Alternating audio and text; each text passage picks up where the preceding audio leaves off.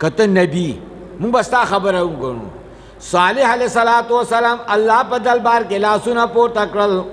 اے الله پاکا دا خلق مانا طلب د معجزې کوي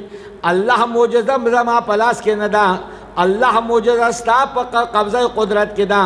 الله پاکا د دې ګټ نه اوخره پیدا کا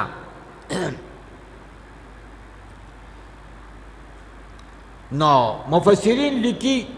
چې دغه ګټ ته لوی چټان چې دی داسې وړقېده ششې وله او الله پاک د دې نه بلار به اوښه راووښکله اوښه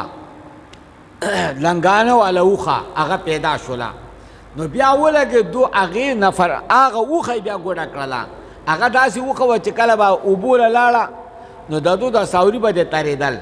او دو بیا نمبر ولګولو نو هغې به بیا دومره اوبه وڅکلې چې د دو ساورو ته به نه پاتې کېدلې دو ته تنګ رالل چې دا څه عذاب دی اول مونږ غوښتله اوس وایي چې خدای ختمه یې کړي چېرته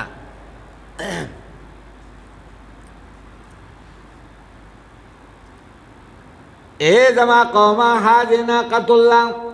دا د الله اوښه دا دې کې اشاره ده چې تاسو باندې د دې د خوراک څه تکلیف نشته دی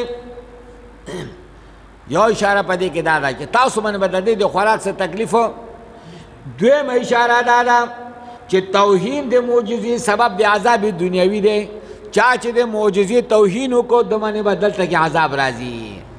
نو فرعون هلته کړی و که نه موسی علیه السلام امسا یې غورځولې وایي دا جادو دی نو عذاب پر هغه غرق شو که غرق نه شول وګورئ ورته لالچ ورکه د ښځو لالچ ورته ورکه چې داسې به کېږي او داسې په کلي کې به ځان له غوره کوي او دا فلان کوي او داسې فعقروها په هغه لالچ کې لاړله اوښه یې ګوډه کړله فعقروها ګوډه یې کړله دا اوښه فقال الله پاک ویل تمتعوا فی دارکم ثلاثه ایامنا فایده واخلئ تاسو په خپلو کورونو کې ثلاثه ایام درې ورځې مفسرین لیکي د درې ورځو نه وروستو د خالي ورځو او په دغه باندې دو باندې عذاب راغی ذلک وعد غیر مکذوب دا وعده ده دروغجن نه ده غیر مکذوبه نه ده دروغجنه فلما جاء امرنا